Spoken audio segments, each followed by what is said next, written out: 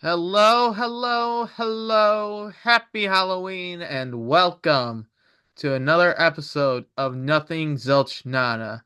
Now, you may be noticing something new about this episode, in which you don't get to see our faces.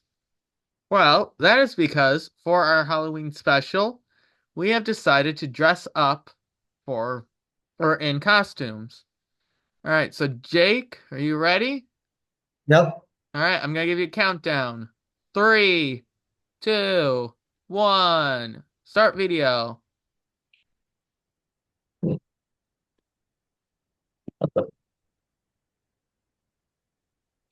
Hey. Sorry. So I have a camera up on top, but my video on Zoom was still off. Okay. I was wondering what was going on there. Yeah. So, Jake, who are you? I am a ninja. Nice. Yeah. If I wanted to, I would have picked green instead of black, but black is the normal color of a ninja, and also I don't have any green clothes that match the same shade of green with one another. Honestly, that's pretty fair. I Also, will say though, what? can you hear me okay in this? Yeah, I can hear you okay. Yeah, I might take off the mask at some point, but I'll leave it on for now. Honestly, that's fair. Honestly, that's fair. All right. So, Dr. Green over here is a ninja, and I've gone into full hocus pocus mode, and I am Billy Butcherson. You've seen Hocus Pocus, right, Jake? No, Come on. I've I have not so many. seen Ah. I've not seen all the movies. You know this. Yeah, but this is like a staple of Halloween at this point. Where you got the three witches, and you've got, the teenage brother, the young sister, and the love interest. They Actually, fight. now that you mentioned it, I think I have seen it at some point, but only some of it, and I barely remember any of it. All right. Well, anyway, I am that zombie guy from that film who kind of follows, uh, follows the kids around. Mhm. No, my girlfriend and I are going to be doing a couple's costume for a karaoke costume party on Friday. So, she's going as Winifred, who in the movie is the ex-wife, I want to say, for me, or my character. All right. So, anyway, happy Halloween to everyone. And I will say, I'm so sorry for us not posting anything last weekend. I will explain my side of it within the next episode. But for now, let's celebrate Halloween. So, Jake, do you have a starter topic for us to talk about? I do have a starter topic. All right. Um, so I was debating back and forth about this. Mm-hmm. Um, And there's definitely stuff that I want to delve more deeply into, but maybe they could be saved for like future episodes, or even, if we continue to do Halloween specials, you know, maybe be saved for that. So I think for right now, I kind of just want to talk about um horror-based stuff in video games, Okay. whether they're in the specific horror genre or just scary things in general in video games. All right. And this is some now, truth be told, I know I've played only a few games in my life. I Um, mean, you've played more than I have. I guess so.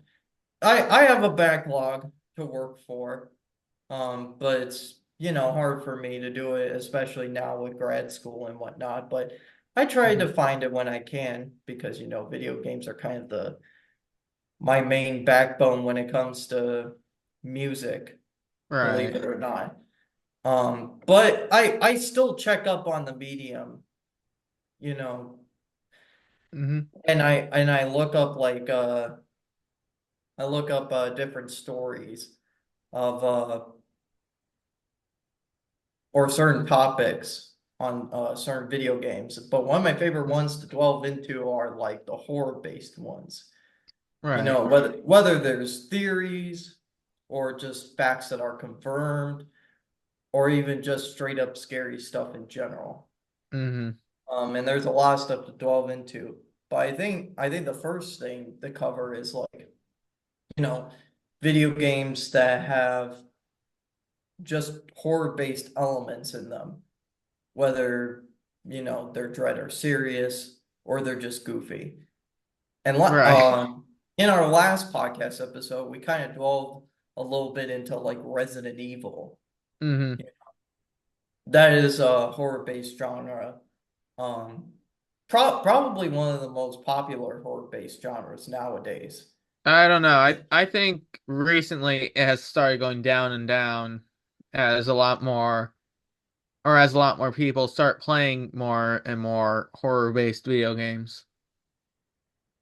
Although I will say Resident Evil is one of the original, not original, but like, you know what I mean. It's the original, more popular. I'd Yeah, say it. well, it's not a dead franchise, I will say that, because it still gets No. new entries. Uh, Hmm. the eighth entry, I can't remember. I think it released just a couple of years ago. Hmm. Well, I Um, mean, not only that, but you also have.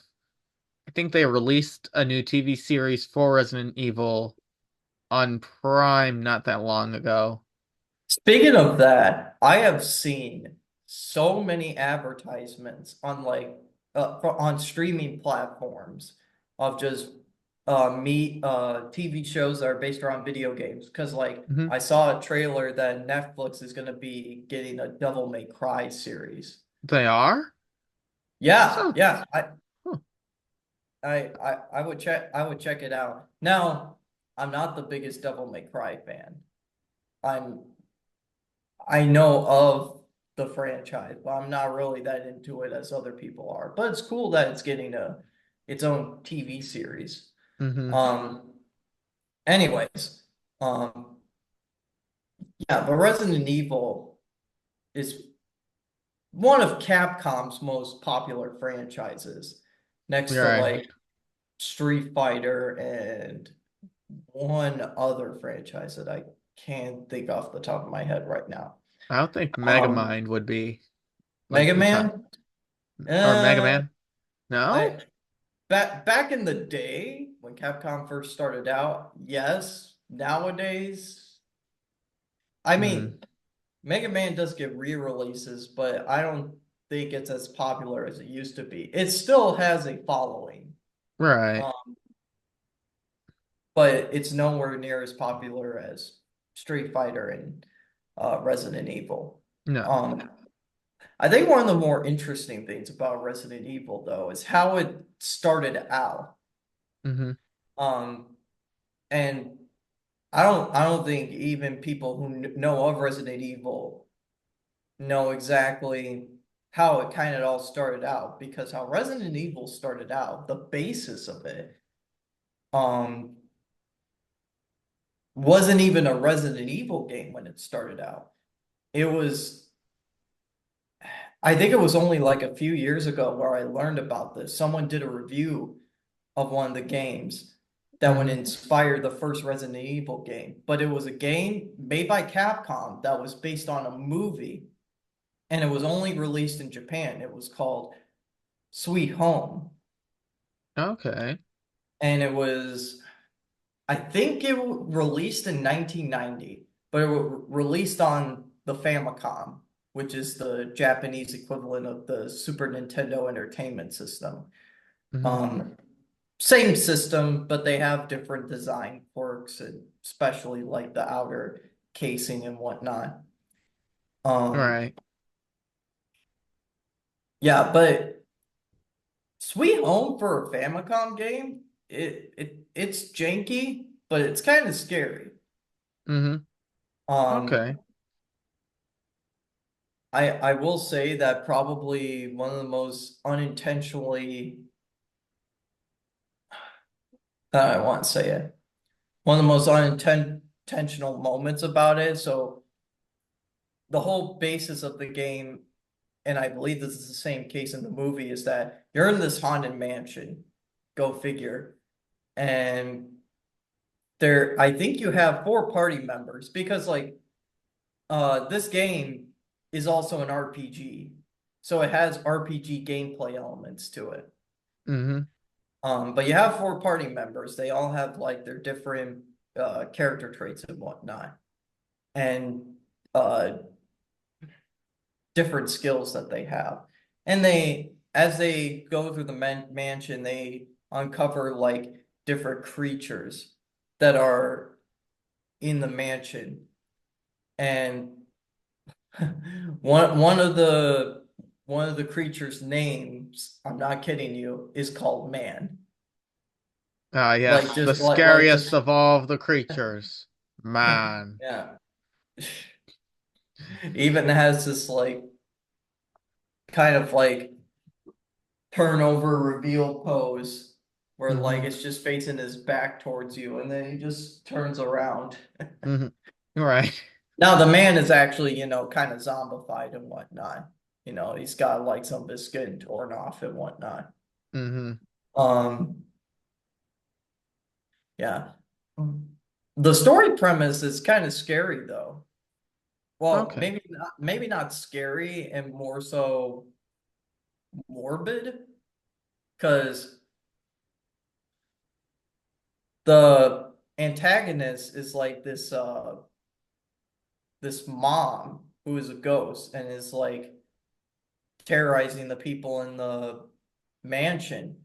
Hmm. And she had a daughter, I think it was a daughter, that uh tragically passed away to the afterlife. As And some daughters would. yeah, and she would murder like anybody who entered the mansion just so that way her daughter could have playmates in the afterlife. Oh, that's fun. That's fun. Yeah, but yeah, that was the basis for Resident Evil. I mean, of course, what Resident Evil ended up becoming, even at its beginning, was way different from what Sweet Home would establish and whatnot. Hmm. Um, because of course, in Resident Evil, you're dealing with an evil corporation that is distributing like certain parasites and whatnot. Yep, the And Umbrella so, Corporation. yeah, the Umbrella Corporation. I, Um, I mean, and the only reason, oh, the you only got reason certain.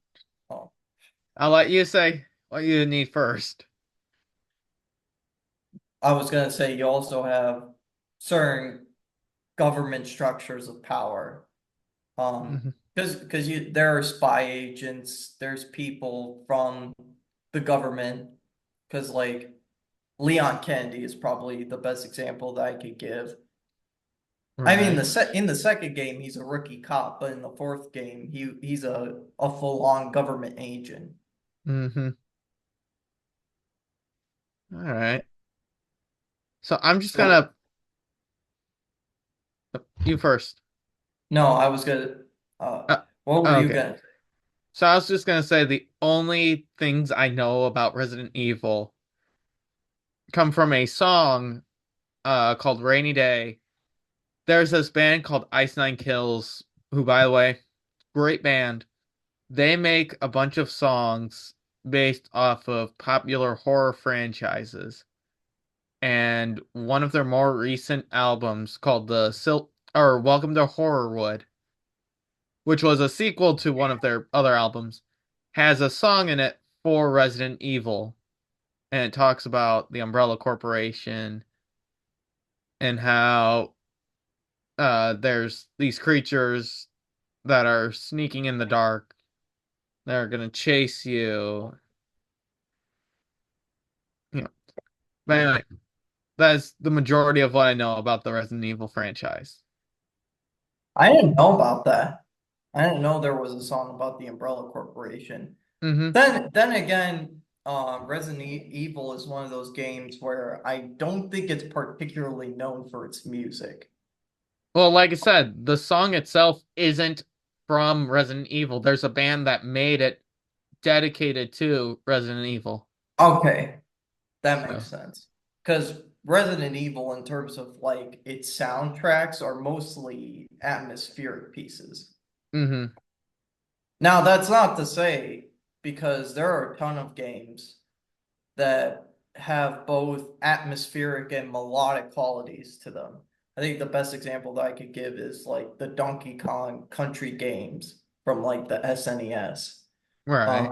Specifically the ones composed by David Wise. He has a great balance of atmosphere, but also melodies that just kind of stick to your ear. You Hmm. know, Jungle Hijinks, Sticker Bush Symphony, Aquatic Ambience. All of these are Right. great pieces. But again, Resident Evil is just one of those games where it focuses more on the atmosphere and not so much the memorability of the song, which is not a Hmm. bad thing. You No. know, it works for Resident Evil. Hmm. Yes, it does. Yeah. Speaking of music, though, I think that might be a good segue to another game that's based on horror, except this one is more fixated on historical horror, or at least Okay. historical fiction horror, rather than, something that's completely made up. But it's Castlevania. Oh, okay.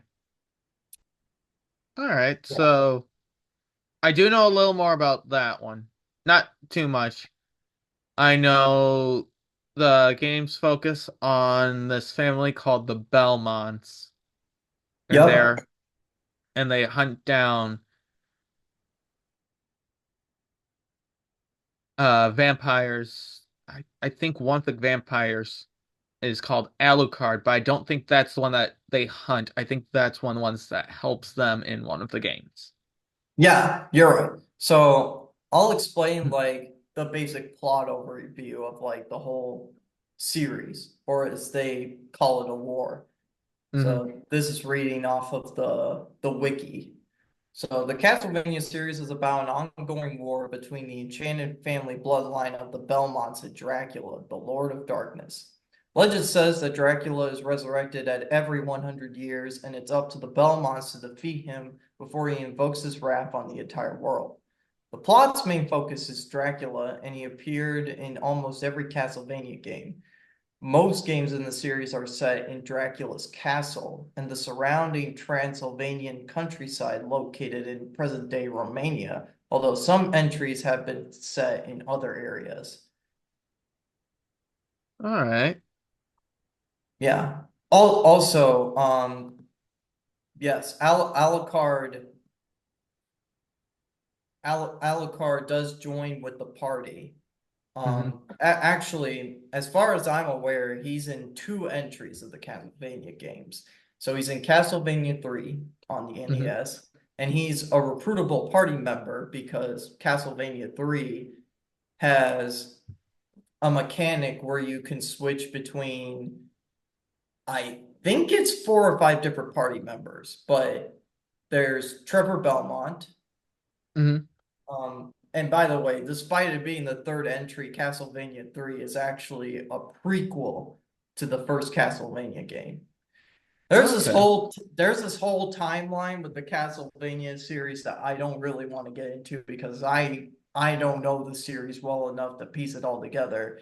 And Right. plus, story hasn't well, I care about the stories in each Castlevania game, but I don't really Hmm. care about the connective tissue.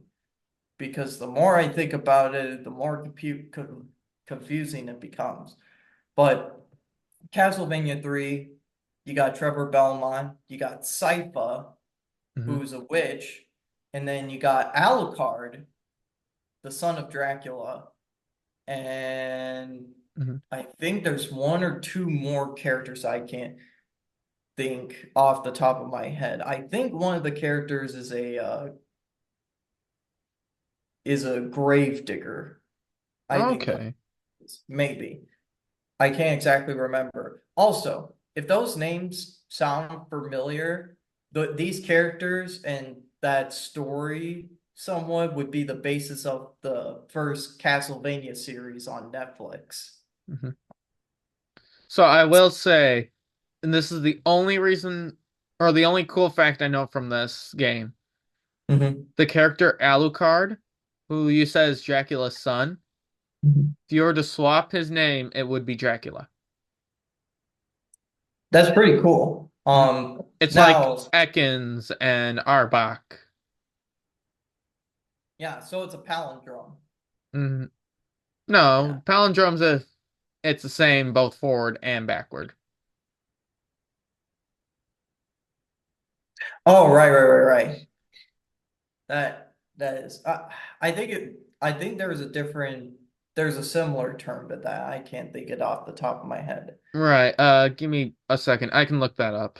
Yeah. While you're looking that up, I there is one other game that Alucard is in that most people I know are familiar with, if anyone has played this game. But it's Castlevania Symphony of the Night, which is probably the most well-known and most successful Castlevania game because it was released on the PlayStation, and I think it was released in 1997 or 98, somewhere between there.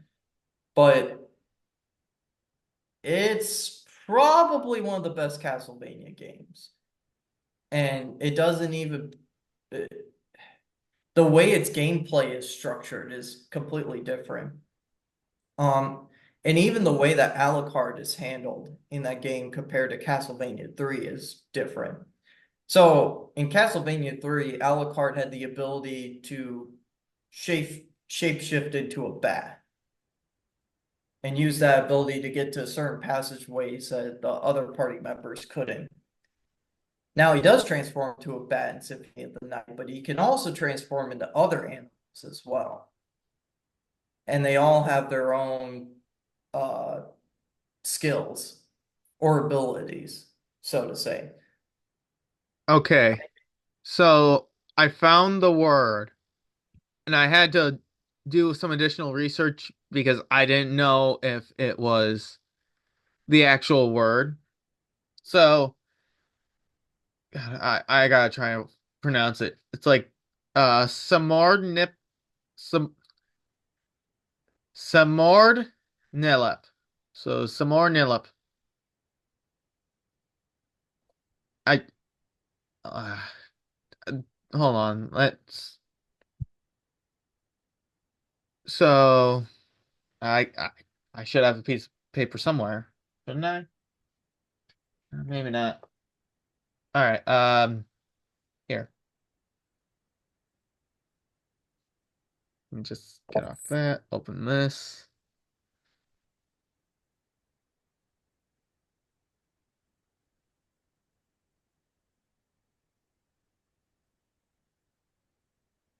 All right. And I swear this is the word that came up. If wait, hold on. There. Yeah. So it is Samornilap, which is a word, phrase, or sentence that forms another word, phrase, or sentence when its letters are reversed. Mhm. Which alone is pretty cool. But if you were to flip it around, would you take a guess on what the word would be?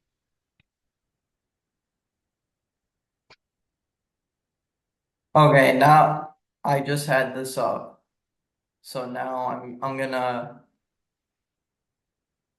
I'm gonna educate myself. Mm-hmm. Because at all Oh, ages, no way. I No. know. The funny part is that word, and I had to do extensive research to make sure it was an actual word. That word came before palindromes. So I thought that Wow. was really cool. That's interesting. Yep. So now you know. If you're looking for a word that is a completely different word when you reverse it, it is palindromes reversed. Don't ask me how to pronounce it because I couldn't find the pronunciation for that word. Yeah. Anyways, but Symphony of the Night, incredible game. It even like Symphony of the Night would be the birth of a new genre in a way, or at least a new take of a genre called Metroidvania. And that is Okay. because, unlike other Castlevania games, this uses non-linear elements of the Metroid series, Super Metroid specifically, Okay. where, and the whole point of the Metroid games, at least the 2D ones, Hmm. is you're in a large area with, I don't want to say you don't have a map because you do have a map in those games, but you Right. don't know where exactly your destination is at because you don't really have a set path to go. You're all you could do is like go forward and see where the path takes you. Um, but a big element to those games is collecting different different pieces of gear to add to your equipment. And Hmm. it's the same case in Symphony of the Night because not only can Alucard transform into different animals, but he also has different abilities that he can unlock as well. All right. Um, but of course, it's Metroidvania because it has those search action elements as well as, the horror elements of the Castlevania series. Yeah. Hmm. But I think the most interesting thing about Symphony of the Night though is the timeline aspect a little bit. Now, I just mentioned previously how I don't care much about the timeline, but um there was a game that was made before Symphony of the Night, except it was only released in Japan at first, and it was on a console that most people didn't have. All right. What Uh, was that? so the game that I'm talking about is Castlevania Rondo of Blood. And so this Castlevania game was only released in Japan and it was made for a CD add-on for a console called the PC Engine. Now, if you don't know what the PC Engine is, it was it was a console that basically tried to compete with the likes of the Super Nintendo or the Super Famicom in Japan, and then the Sega Genesis. But of course, most people didn't really care. Well, okay, I should pretense this by saying it did fairly decent in Japan, but it did not compare to like the sales of the Super Nintendo or the Sega Genesis because they had their own competition going on. Hmm. And they also had pretty stellar libraries compared to the PC Engine. Um, Now, the PC Engine did release in North America, except when it was released over there, it was called the TurboGrafx 16, Right. and it had a different design compared to the PC Engine. Um, Hmm. but it did not do that well in North America. No. No, not as well as in Japan. Again, same. It had a little bit of popularity in Japan, but North America, it did not have a chance. Right. Um, Anyways, but it was released, Castlevania Rondo Blood, released for the PC Engine in 1993. And a lot of people, now, Symphony of the Night is considered to be a great Castlevania game, but Rondo of Mhm. Blood is kind of up there as well. And for some people, it's even higher than Symphony of the Night. Now, unlike what I said earlier about Symphony of the Night, uh, Rondo of Blood is more of a traditional Castlevania game. Mhm. And in fact, this is the game that would introduce the character Richter Belmont, who is a descendant of Simon Belmont. Okay. Yeah, but the game was really great for its controls. It also had different paths that you could take. Um,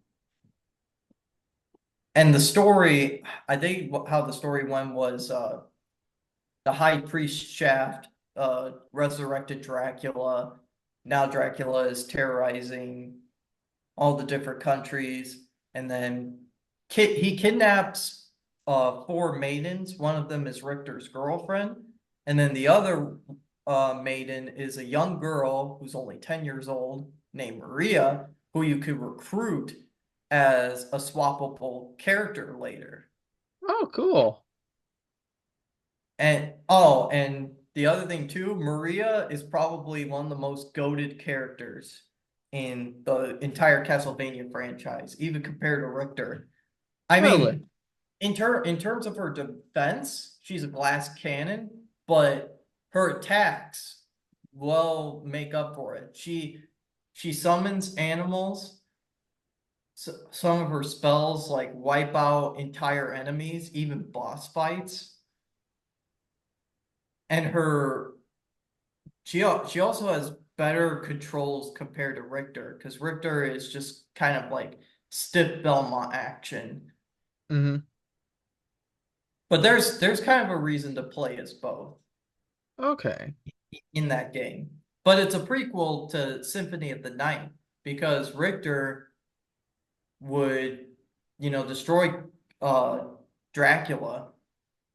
Now, Symphony Mhm. of the Night, even when it was released in North America, 4 years later, uh, it did have a prequel sequence of Richter for the final battle against Dracula. Except that fight was way easier compared to Rondo of Blood. All right. Um, but how the story picks off from Rondo of Blood to Symphony of the Night is Richter Richter disappears for a few years. I think it was about like 20 years, but A few is not 20, Jake. A few is like two or three. I don't know. Um, I don't exactly know the time pass, but See, this is how you know that Jake is immortal. He thought 20 years was a few, and I'm supposed to be the dead one. maybe it's just a time field difference. Um, but Richter is nowhere to be seen, but it's confirmed later that Richter got possessed by the High Priest Shaft. Okay. Um, Maria is also older now. She's a full-fledged adult. And Hmm. then Alucard raises he's awakened from his slumber because he feels a disturbance of the force, so to say. And Hmm. also, he has a way different design because, like in Castlevania 3, Hmm. his design is kind of like, typical vampire fashion. But then in Symphony of the Night, Hmm. oh my gosh, he's got like white hair, he's got white pale skin, he's got the vampire teeth. Like that 100 years of sleep did him justice, if any. Nice. One. And we're back. Apparently, we ran out of time. So, Jake, do you want to do a quick ending to what we were talking about? Yeah. So I was explaining the design of Alucard and how radically different it was from Castlevania 3. If people are talking about Alucard, that's pretty much the image that they have in their mind. And it's also the same design that would be used for the Castlevania series on Netflix, both the first one and then there's also Nocturne, Castlevania Nocturne, which is that storyline is based around Rondo of Blood and Symphony of the Night. Loosely, I should say. It has the same characters, but some of the plot beats seem to be a little bit different. All right. All right. But I will say Castlevania is a great series. You should definitely check it out. The only game that I've really played is the fourth one, which is a pretty good game on the Super Nintendo. I think if there's a Castlevania game you want to try and go for, it's that one.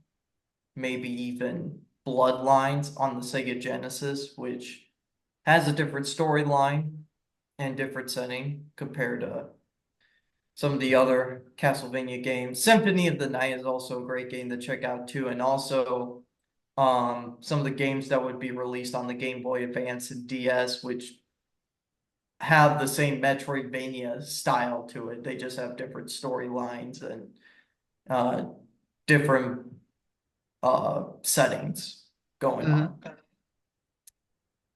All right. Anything else you'd like to add, Jake, before we move on? No? What's No? your topic? All right. So, because I'm a big listener of those serial killer podcasts, I figured as a Halloween treat, we would talk about serial killers. Now, unfortunately, because of how I am, I can't necessarily think about every single serial killer I've thought of. So instead, what I did was I looked up a list of the scariest serial killers in history. So here's how I'm going to do it. Jake, I'm going to give you their name and how long they have lived, and you get to tell me what you or how scary you think they are. Okay. And I'm just gonna, Enlighten me. what's that? Enlighten me. All right. So we are gonna start off with, I think we'll start off number 10. So for number 10, they have, oh man, of course they start with the name I can't pronounce. Edward Theodore Jean or Gine, and he was around from August 27th, 1906 to July 26th, 1987. And then he wa- and then he was given two nicknames. The two nicknames are the Butcher of Plainfield or the Plainfield Ghoul. So, what do you think his main shtick was? Okay, I think I might know about this, unless I'm confusing it with a different butcher. But if I were to take a guess, I think I think what he did was he had like some sort of like butcher market, like one of those meat stores where he Okay. would sell like ground meat or I think it might have just been ground meat. I can't sure. Or it could have been a restaurant where he was selling burgers, like a burger joint or something. It's like it's one of those two. Hmm. But he would sell them to customers and they would say, "Ah, it's." I think some people thought they were delicious and other people think that there was something funny about the way those burgers tasted. Oh, that And was only when he did it to clowns. but what they didn't know was that they were eating like his victims. All right. So that is a completely different guy. Okay. So I'm reading through his biology right now that they, or the site I'm on, crafted. So it says here that his crimes were all committed in his hometown of Plainfield, Wisconsin, and then they gathered widespread notoriety after authorities discovered that he had exhumed corpses from local graveyards and fashioned trophies and keepsakes from their bones and skin. Okay. That is Oh, what? You don't want a human skin lamp? no, That well, actually the human skin lamp, that was that was a thing even before like some of those serial killers came up because I think it was like in Nazi Germany they oh, they that would was long before that too. Like I'm pretty sure it has like ancient. I'm I'm trying to remember which. It's definitely ancient. Like I don't want to say maybe ancient Greek. I don't want to say it for certain, but yeah. But here's the worst part about it. So he confessed to the killing of two women. One of them was a tavern owner, and one of them was a hardware store owner. And he was initially found unfit to stand trial and then confined to a mental health facility. And then he was found guilty but legally insane to the murders and then remanded to the psychiatric institution. So basically, he went through and got that insanity plea. Is there feedback on your end? yeah, that was me. Oh, okay. I was wondering what that was. But then later on, it says that he died at the Mendota Health or Mental Health Institute or he died of cancer in the liver and respiratory failure, and that he is buried next to his family in the Plainfield Cemetery in a now unmarked grave. So if you kill people, you can still be buried with your family. So that's good to That know. that is I mean, here's the thing. I've looked up serial killers before, but jeez. And that's Like, number 10. yeah, That guy's that's number number 10. 10. Okay. The scary. Let's go on to number 9. All right, so number 9, Gary Leon Ridgway. He is also known as the Green River Killer. Okay. So what do you think his big shtick was? I've heard some things about the Green River Killer, Hmm. but I probably don't remember some of it. Um, if I were to take a guess, uh,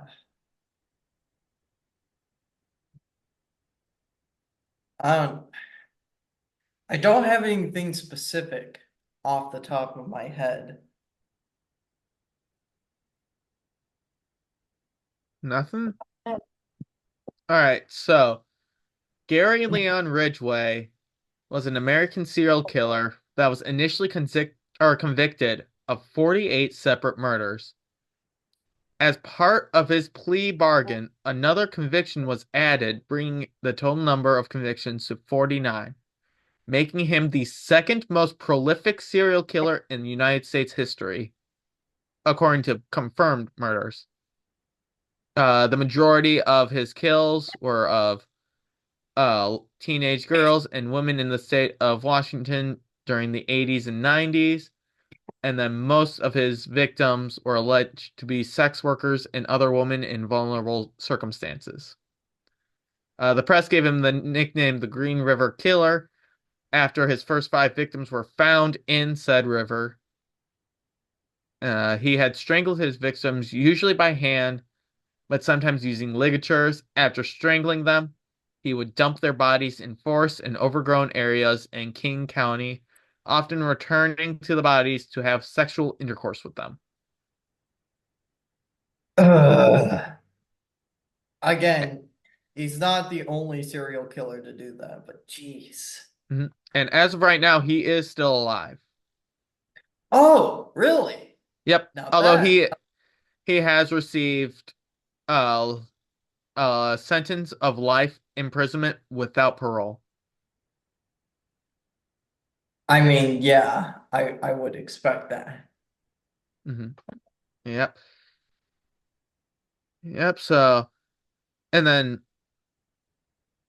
the only reason he got arrested was because there were four bodies who had DNA evidence within them to link Gary Ridgway to the crimes.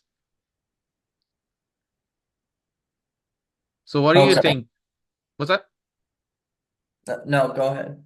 All right. So who do you think was scarier in that? Do you think Ed Gein or Gary Ridgway? Mm, probably Gary Ridgway, All right. So Gary Ridgway is still higher. at least for now. All right. Number 8, and this one I know for a fact you've heard of because I think this is the most well-known serial killer in history. You want to take a guess on the name? Given that he's well known, I'd be a little bit surprised if he's number eight, but lay it on me. Jack the Ripper.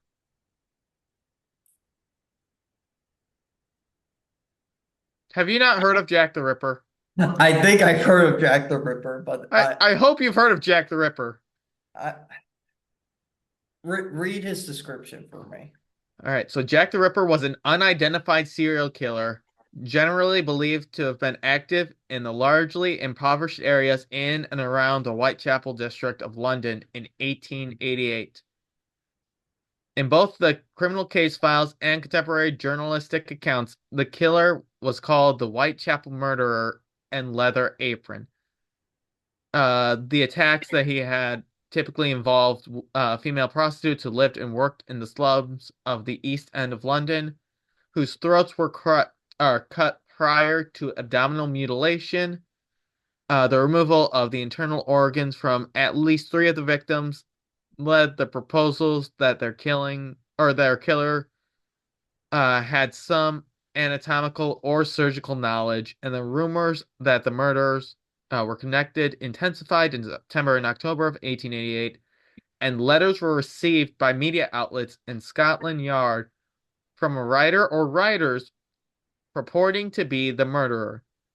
The name Jack the Ripper originated in a letter written by someone claiming to be the murderer that was disseminated in the media.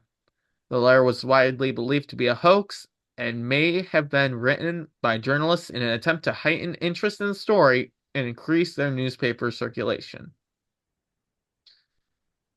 So, like I said, Jack the Ripper was, again, one of the most well known serial killers to a point where even Batman fought him. There was In a, in the comics? yeah, Batman fought Okay. Jack the Ripper. Well, a version of Batman. Okay. There's this storyline called Gotham at Gaslight, which was adapted into a movie where it's basically Batman in the Industrial Revolution finding and fighting Jack the Ripper. Okay. Yep. So, what do you think about him? Scarier than Gary, or not as scary? Part of me wants me to put him a little bit lower than Gary because Mhm. but here's the thing. Because here's the thing, no matter what you do, you're Mhm. still killing people. And it's Yes. still very morbid, Mhm. you The know? other big key thing about this, Jack the Ripper was never caught. Yeah. Um,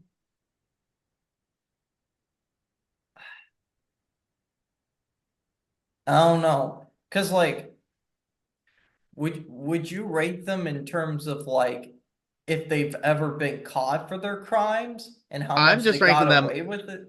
I'm Or ranking them how as scary. because I'm looking up the scariest serial killers. So is it scary in terms of the fact that they haven't really been caught for their crimes, or scary in the fact of for the crimes that they did? I would Because mix them both together. okay, because I'm ranking them more in terms of like how scary their crimes are. Okay. But if Jack the Ripper's never been caught, I mean, you also gotta remember he was a 19th century serial killer. So we don't have, or they didn't have the DNA evidence to find him. They didn't have cameras. There were, there wasn't all these big revolutionary things that happened within the police force to help yeah, but find killers. even years later, I mean, I'm probably jumping the gun a little bit, but there's the Zodiac killer, and he never got caught. So, two funny things about that.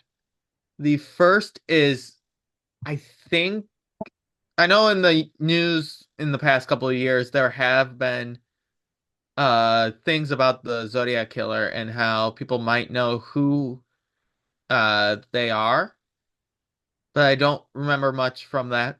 But also, the Zodiac killer was number 11 on this list.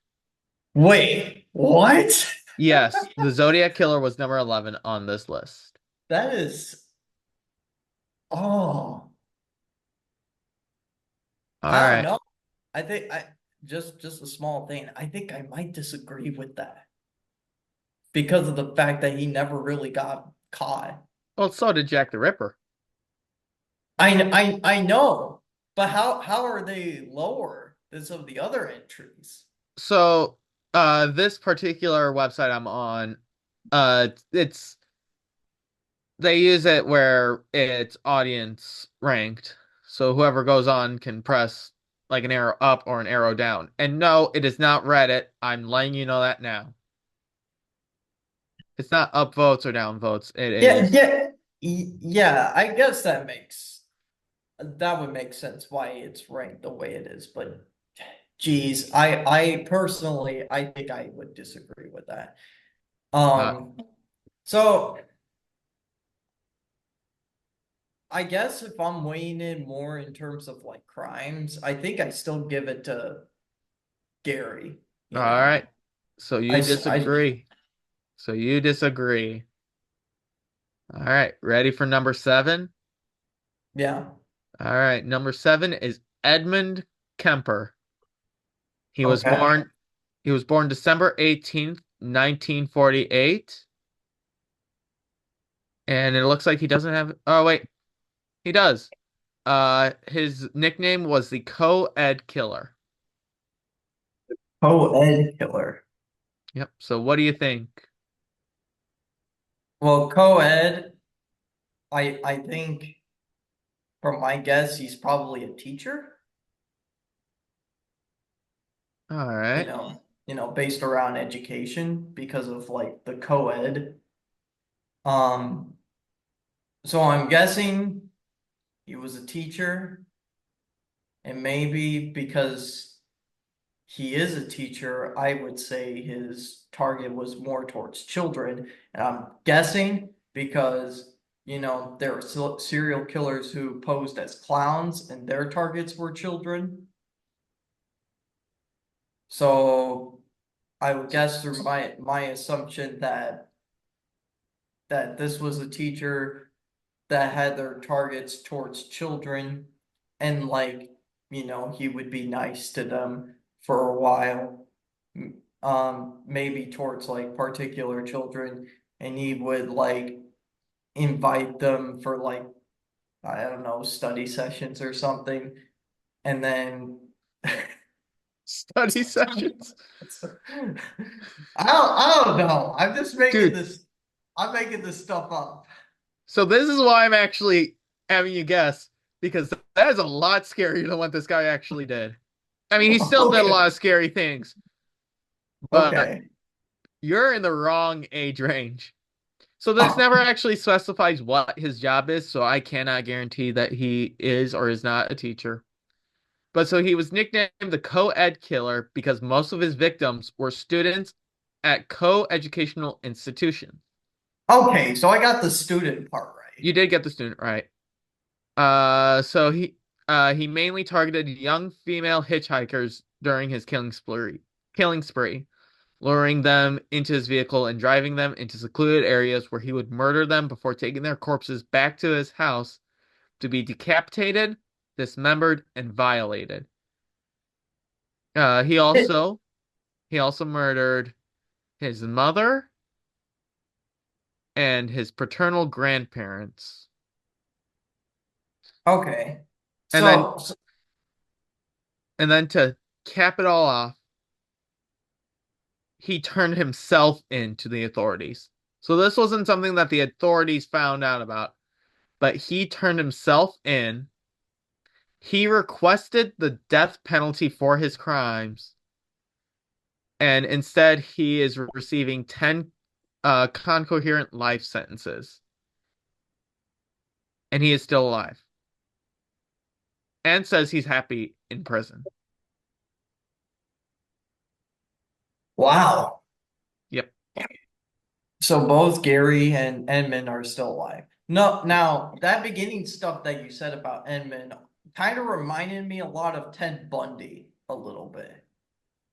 Okay. Because I mean, Ted Bundy was a little bit different, but his tactic was the same of like, mainly picking up like college students. So I'm just gonna point out Ted Bundy is not in the top 10 of this list. I'm surprised. I'm surprised because for the stuff that he did, he should be ranked higher. The fact that the Zodiac Killer and Ted Bundy are not on that list Hmm. surprised me. Oh, trust But me, there's at least two more well-known serial killers on this list, and I did see who number one was, and I completely agree with what number one is. I will just say there's one other serial killer that I know very well, and if he's at least not on that top 10, I'm gonna have some questions Who is it? as to I well we'll get to it when we get to it. No, I want you to let me know this now. That way I can let you know. Really? Yes. Can I at least tell you how I what I think of Edmund in terms of Yes. ranking? Yes. What Okay. on Okay. this list, So where would you put so Edmund? I think Gary and Jack the Ripper are higher than Edmund. Really? Okay. So so as of right now, with how you'd rank it, number 10 was Ed, number 9 is Edmund, 8 is Jack, and 7 is Gary Ridgway. As of right now. Here's the thing about this particular ranking. At the end of the day, there's still serial killers that are messed up for what Yes. they did. Oh, so But many. I think Edmund would be higher than Ed, I would think, but I would still place Jack the Ripper and Gary higher. Okay. All right. So, who's that serial killer, Jake? Oh my gosh. Jeffrey Dahmer. Okay, I will say he is on this list. I won't Okay. I won't tell you Okay. where, Thank God. Because but I he was is on gonna this have some list. serious questions. He is on this list. All right, so Okay. number 6 on this list, Dean Corll. Uh, he was around from December 24th, 1939 to August 8th, 1973. And it Okay. looks and although he doesn't have a nickname, his crimes became known as the Houston Mass Murderers. Oh, so he's from Houston, Texas? Hmm. Okay. So what do you think his shtick was? Okay. So did he have a particular job? So from what it looks like for his picture, I would say he was some sort of soldier. Okay. So if his crimes were called Houston mass murders, and given the fact that he's a soldier, I want to say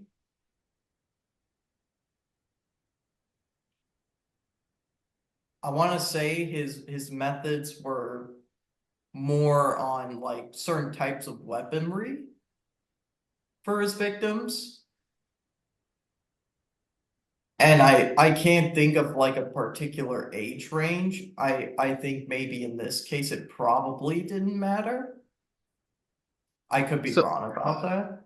so this one actually does mention an age range, which is usually not a good sign. Yeah, usually not a good sign. Right. So Dean Arnold Corll was an American serial killer who abducted, raped, tortured, and murdered at least 28 teenage boys and young men between 1970 and 1973. He Okay, was that is okay. I will say that's actually kind of messed up. It gets worse. He Oh was boy. he was aided by two teenage accomplices named David Owen Brooks and Elmer Wayne Henley. And it all ended when Henley shot and killed Dean Corll. So he never actually got a sentence for it. You know what? I think I might have heard of him before. All right. That So because when you mentioned the two accomplices, it mhm. sounded so familiar to me because I remembered that one of them did kill him. And I think didn't the person that killed him, the accomplice that killed him, didn't he go to prison uh for it? Probably. I think so. I'll have to check back on it because Yep. I know I saw this It says before. here that both of his accomplices were sentenced to life imprisonment for their subsequent trials. Okay. Yep. But anyway, so Dean Corll, he would restrain his victims either by force or deception, and each was killed either by strangulation or shooting with a 22 caliber pistol. Okay. Yep. And That then makes sense. he would bury 17 of his victims in a rented boat shed. Four other victims were buried in the woodlands near Lake Sam Rayburn. One victim was buried at a beach in Jefferson County, and at least six victims were buried on a beach on the Bolivar Peninsula. So where would you rank Dean on this list? Uh, okay. I'm just gonna call it as of right now, he's at the top. He is at the top. So he is so far ranked perfectly amongst everyone here. Well, I wouldn't necessarily call it perfect, you Well, know. no. See, the funny thing is this as I'm reading, uh it says that they are considered the worst example of serial murderer in US history. Yeah. I would say this. Hmm. Now it's hard to say because he was shot and killed, but he never necessarily got caught for it. No, he did not. All right, so we just got the 10-minute warning, so I'm just gonna do a little bit of a rapid fire. So I'm gonna let you know the killer, what he did, and you're gonna tell me where they rank. So this is Okay. top five. So number five, Richard Chase. He's an American serial killer who killed six people in the span of a month in Sacramento, California. He was nicknamed the Vampire of Sacramento because he drank the victims' blood and cannibalized their remains. I see that look. Oh, okay. Where does He's he probably rank? he's probably number two because that's messed up. So he ranks below what's his name? Dean Coral? Dean Coral. I think he ranks below Dean Coral. Okay. Because All right. like I mean, if he killed more victims, he'd probably be higher, but that's still Well, you also that, gotta think. He killed six victims in the span of a month. So it was Yeah, one person per that 5 days. yeah, that so that's still like I don't want to say it's impressive because that's just cruel, but like You're finding this still, stuff impressive. I, I I'm learning stuff about you, Jake. Starting to worry. yeah, don't get any ideas. There's no bad bone in me. Let's move on before I say what I'm gonna say. All right. Okay. So number four, and oh wow, Andre Chikatilo. Oh, I can't even. All right, so it's a Russian name. So I will say Andrei Romanovich Oh, Chikatilo. He was a okay. Soviet serial killer nicknamed the Butcher of Rostov, the Red Ripper, and the Rostov Ripper, who sexually assaulted, murdered, and mutilated at least 52 women and children between 1978 and 1990 in the Russian UFSR, the Ukrainian SSR, and the Uzbek SSR. He confessed to 56 murders and was tried for 53 of these killings in April of 1992. He was convicted and sentenced to death for 52 of the murders and subsequently executed in February of 1994. And he has held his titles due to the fact that he committed the majority of his murders in the Rostov Oblast of the Russian SFSR. Okay. So he's immediately on the top because he committed crimes for 20 years. Over 20 years. That is insane. Yep. All right. So he is right now taking the top spot. All right. Number three. One of the other serial killers that I said is well known. John Wayne Gacy. Okay. I think I've heard of Gacy before. So So, remember what you were talking about, the clown? This guy was okay. yeah, this guy was one of them.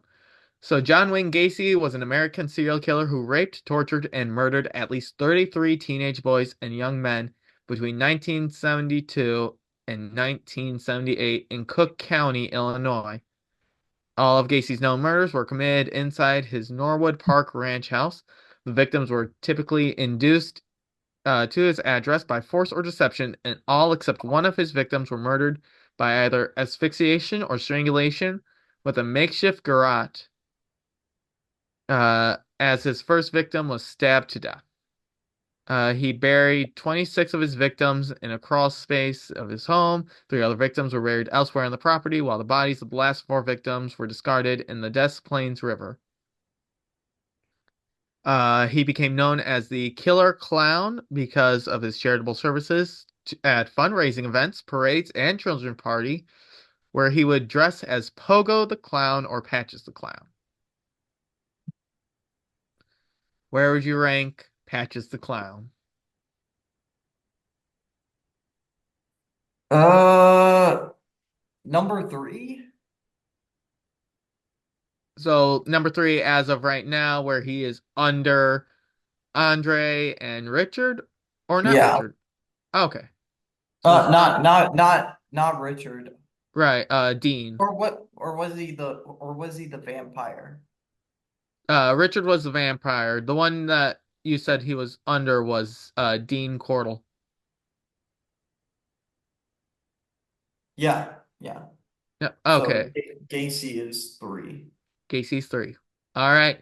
Number two, Jake. You already know this one. Okay. Jeffrey Dahmer. Dahmer. Yep. So he is known as the Milwaukee Cannibal or the Milwaukee Monster, serial killer and sex offender who committed the rape, murder, and dismemberment of 17 men and boys from 1978 to 1991. Because of how popular he is, I'm just gonna do a quick run through. Many of his late murders involved necrophilia, cannibalism, and the permanent preservation of body parts, typically all or a part of the skeleton. Uh, and then he was found legally sane at his trials. He was convicted of 15 of the 16 murders he had committed in Wisconsin. and he was given 15 terms of life imprisonment, later sentenced to his 16th term, and then he was beaten to death in a correctional facility. So where would you rank Dahmer? Okay, given all the stuff that we've talked about so far, Mm-hmm. and given the fact that I have thought about that since then, because Dahmer's crimes are messed up. Yes. Because preserving human body parts is just messed up. Mm-hmm. But given the fact that some of the stuff that's come up about how he had turned his life around when he was in prison, but the fact that we didn't know about what exactly happened, given the fact that he was murdered in prison, Mm-hmm. um, I want to say number four. You're gonna say number four. Yeah. Okay. All right. So now we're in the number one spot, Okay. and the number one spot is held by a man called Hamilton Howard Fish, also known as Albert Fish. Okay. Probably don't know who he is. He was a serial killer from May 19th, 1870 to January 16th, 1939. He is my personal favorite serial killer, which is not something that I should say, but I have a favorite serial killer. He was an American serial killer, child rapist, and cannibal. Now, before you say anything, only reason he's my favorite is because of the amount of detail I've heard from him. He is fascinating, not in the sense I'm just gonna stop talking. I'm making things worse for me. He is known as the Gray Man, the Werewolf of Assyria, the Brooklyn Vampire, the Moon Maniac, and the Boogeyman. He once boasted that he had children in every state, and at one time said the number of victims was about 100. It is not known whether he's referring to rapes or cannibalizations, nor is it known if it's true. He was suspected of at least five murders during his lifetime. He confessed to three murders that police were able to trace to known homicides, and he confessed to the stabbing of at least two other people. He was put on trial for the kidnapping and murder of a young child named Grace Budd and was convicted and executed by electric chair. And then there was a movie called The Gray Man that was released in 2007 that dramatized his life. So Jake, child rapist, serial killer, and cannibal. Number one or lower? What was his year span for like the 100 killings that he did? Uh, it was probably closer to 1880s, 1890s to 1936.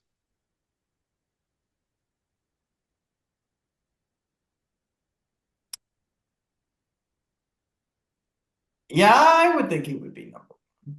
All right, cool. And with that, we are at less than a minute left. So, Jake, you're all right, and we're back. So, I guess ready or not, Jake, what's your topic about?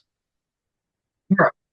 So did this in previous episodes in our podcast, I can't remember. But so I am part Irish. I have grown up with Irish culture, Hmm. and I would like to go to Ireland someday. Yeah. I'm also a big fan of Irish music as well, and I've also watched some Irish movies, which I will probably talk about in a later date. Maybe for a St. Patrick's Day episode, maybe. But Honestly, that would be swell. That would be yeah, swell. needless to say, I am a big fan of Irish folklore. But one particular part of Irish folklore that I'm a big fan of is Irish ghost stories. Okay. Now, this may sound like a no-brainer to some people, but like it's ghost stories based around Irish folklore. But I'll get more into it when I talk about like the origin stories of like, Irish folk, Irish ghost stories, so to say. But Hmm. um, but how I got into them, uh, now I know for a fact that I probably never told you this story, but my sister. So I think this was when I was around between 7 and 9 years old, Hmm. maybe a little bit younger than that, but this was when my sister was around, my second oldest sister. And one of the things that we would do every now and then is we would have sleepovers together. Okay. And uh I think one of the things that we would do is that we would make hot chocolate and we would make s'mores and whatnot. The details are a little bit fuzzy, but one of the things I do absolutely remember us doing is that we would put on a CD of Irish ghost stories. All right. And And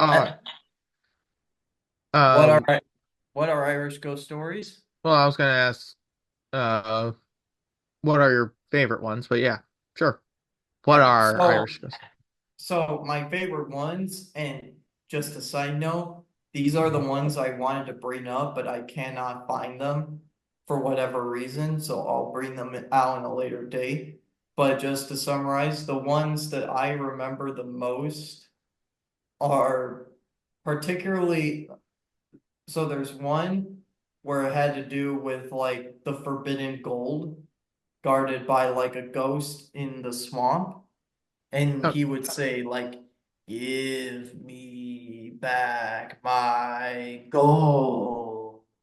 I think I've heard that one before. Yeah. And then the other one that I remember very well is there is a guy who owns like this like convenience store or grocery store or something. May not even be that, but there would be this woman that would come in and she would have red hair and pale skin and she would always ask for like a bottle of milk.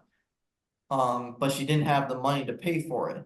So the guy would give her the milk anyways, but then he would be like, "Don't come back tomorrow until you have that money." And she would Mm, do this for about 10 more times, I think. And until the guy would tell her just to get out of here. And hmm. he ran after her.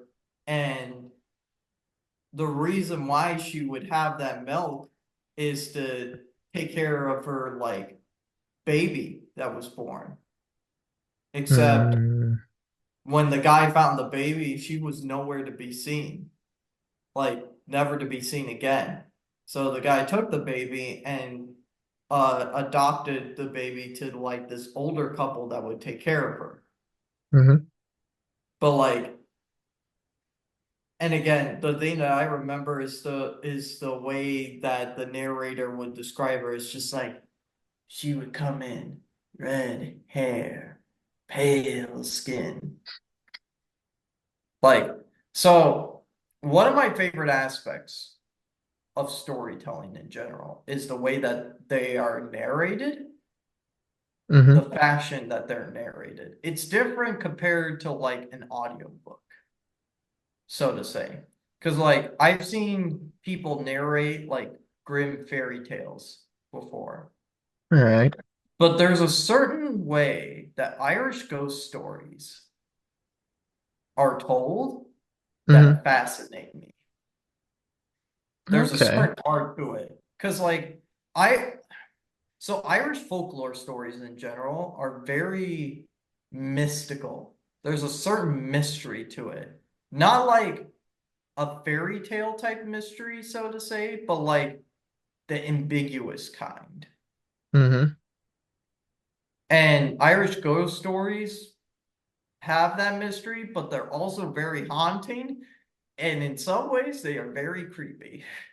All And right. yet, and yet I am a big fan of them. So just to delve into what Irish ghost stories are, I have this website, the Emerald Isle, pull up, and their pretense for Irish ghost stories is Irish ghost stories, spooky tales to chill the bones from Ireland. Okay. Very, very comforting. So, so Irish ghost stories are deeply entwined with ancient Irish culture and mythology, with many tales going back to the pre-Christian days, sometimes retold in more modern forms. The old people had a great belief in the afterlife, and in many places where the world grew thin, or places where spirits could most easily pass from one realm to the next. Many's the strange apparition and phantom that has accosted weary travelers on dark country roads, and these tales they shared with others as they went, warning and telling ghost stories of things stirring that had no right to move. Even the living sometimes had ghosts, like the fetch by some tales spirits had that came to visit, and if you went looking in deep, dark places, you might find yourself the guest of another kind of ghost. Especially to be feared were crossroads where the spirits of the lost can get caught, unable to find their way to where they were going. But you might meet murderous wraiths like petticoat loose on any dark boring. Let's see. The most ancient Irish ghost stories are often the most unsettling, like the collector of deaths of the elder powers of Ireland, the Dullahan, who comes to ensure the evil ones get their due from whatever bargains had been struck. On the mournful tale of the vengeance of the abused maiden who became the Red Thirst. Okay. And then at the end, there's nothing quite like a good Irish ghost story to chill the blood on a dark evening around the fire. And few tales are quite as chilling as those that can be found on the Emerald Isle. That's the website. Well, Um, now this makes me wish that I was listening to some Irish ghost stories yesterday instead of watching this show. It was one of those real world anthologies where these people would get kidnapped and they were explaining all the details that were going on. But it yeah. it's actually a really good show, and I had remembered what the show was called. I would say it, but I can't. I will say it is on HBO Max. Uh, I can't seem to think about what it's called. Right. But So, they were good, mhm, but the Irish ghost stories sound a lot cooler. yeah. And if you don't mind, I would like to read one of them for you. No, go right ahead. Yeah. So, what's our time?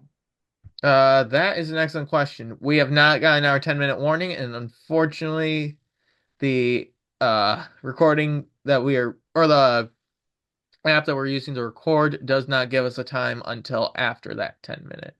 Oh, So, great. Okay. So, I guess we'll read this one that I was able to come across that I think will be a good enough story. I don't think it's great as the two other ones that I've told, but I think it's still scary enough. Again, right. a lot of these stories are based around like certain folklore, Hmm. and I am trying to get it pulled up. I will say the internet has not been kind to me as of late. Uh, Uh,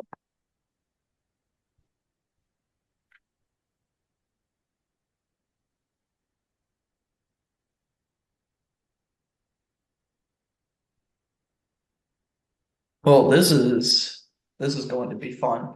I guess if this doesn't pull up, I can try and find a different thing for us to talk about because I had Mm. so many other things come up to my mind. But I All right. guess okay. All right, there we go. I got the story up. We're All right. saying, all right. So this is kind of a short one, but it's still kind of scary. And Mhm. just to bring the mood up, I will do my best to put up an Irish accent. All right. Hold on. So this story is No, called before we Steenie begin, Jack.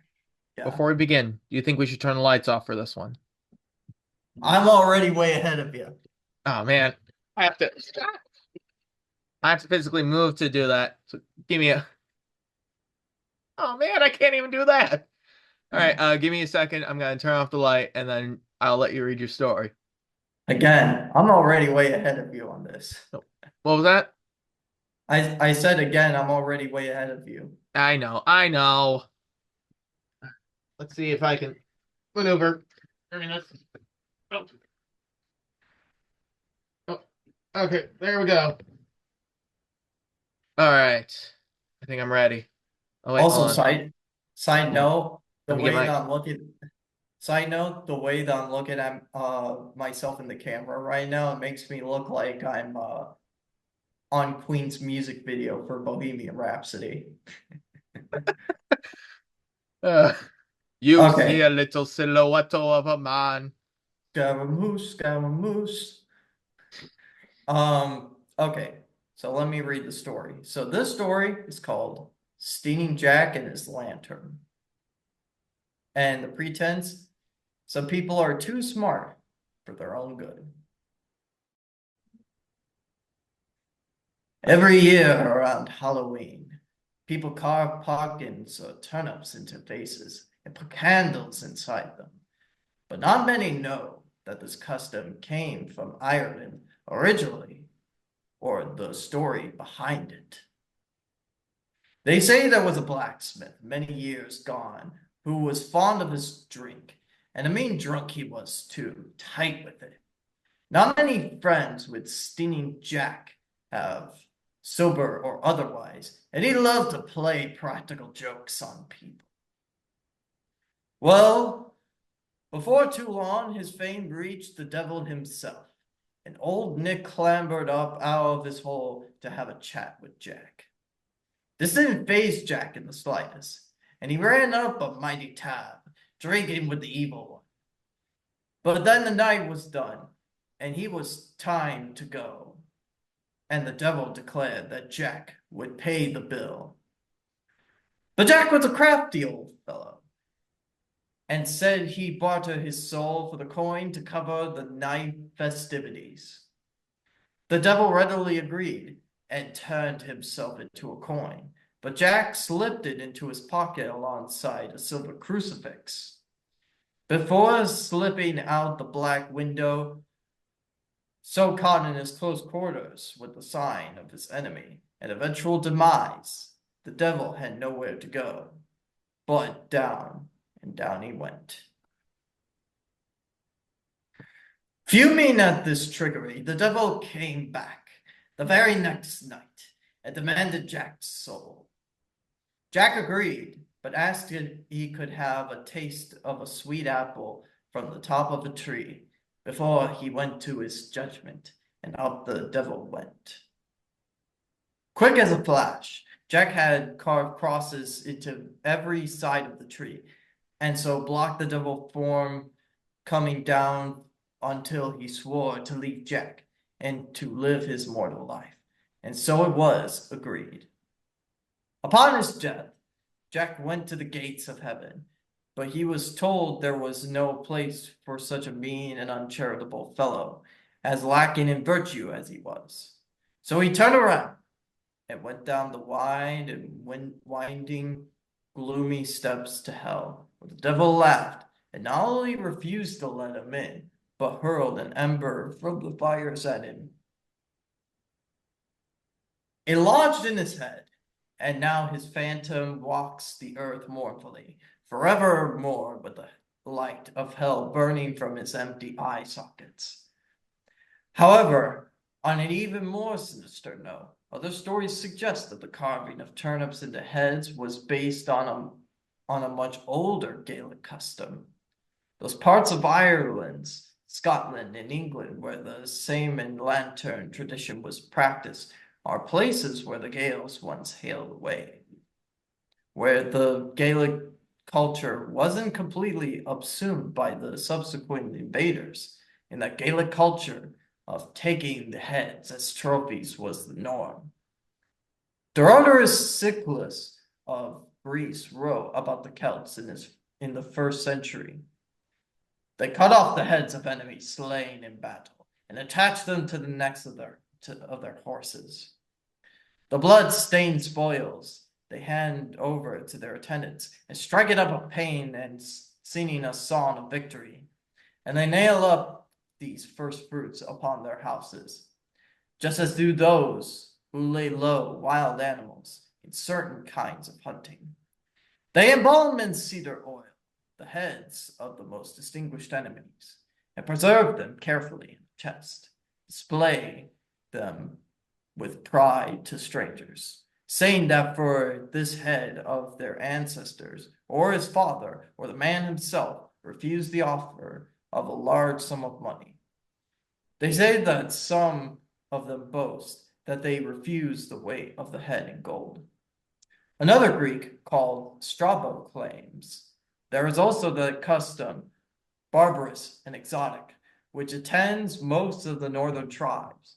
When they depart from the battle, they hang the heads of their enemies from the necks of their horses, and when they have brought them home, nail the spectacle to the entrance of their houses. It is believed that the Celts thought of the soul of life spark was seated in the head, but by taking a head, they would claim the soul within as well.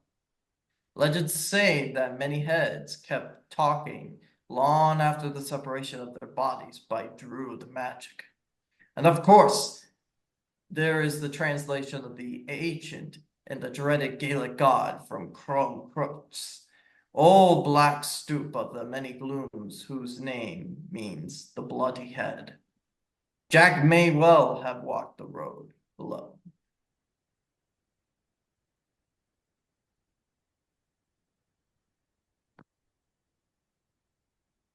Oh, you should have kept going backwards. 'Cause then you would have just faded into darkness. I would turn on a light now, but it's on the other side of a wall. And Yeah. you saw how I nearly ended my own life trying to get there. You know what? Hold on. Maybe this will help you Well, you more. didn't end your life in the way that Jack Ah, did. no, I did not. All right, I guess this will work for now. All right. So that was a lovely story and a wise, wise tale. Never bargain with the devil. Yeah. And That's and jack-o'-lanterns too. yeah. Oh yeah, never don't do that with them either. But for a completely different reason. See, the devil will trick you, and the jack-o'-lanterns are just cheaters. Yeah. uh, But uh, yeah, I think it's interesting the mysticism behind these like Irish ghost stories, you mhm. know, even if it's their own twist of certain types of lore already established by like the jack-o'-lantern. Also, just different side note, but the beginning of that story kind of reminded me of The Devil Went Down to Georgia. It did. It did. I thought it was just me, and I'm sitting here like I shouldn't say anything. Yeah, Yeah, yeah, except there was no epic battle for the gold fiddle. no. Did you know that there was a sequel to that song? I think I Yeah, told you about this. you told me about this and I listened Yeah, to it. yeah. There was I like think it I think there was a full week where I would just listen to that song. yeah. I listened to it. I think it's just all right. It is an epic battle that includes variation to the iconic song. Just per Also, just personal opinion. yeah, I guess. I guess. All right. So with that, anything else on your end, Jake? Nope. No? All right. Well, we haven't even gotten our 10-minute warning yet, but since we did run out of time both times earlier, I will say might be wise to end the special early. Hmm. All right. So with that, I am uh oh wait, hold on. You know what? That works. So I am Professor Dean, And I am Dr. Green. and we welcome you to this Halloween night from Nothing Zilch Nada. May the candy you feast on be as delicious as the blood of thy enemies, and above all else, do not be afraid of the dark.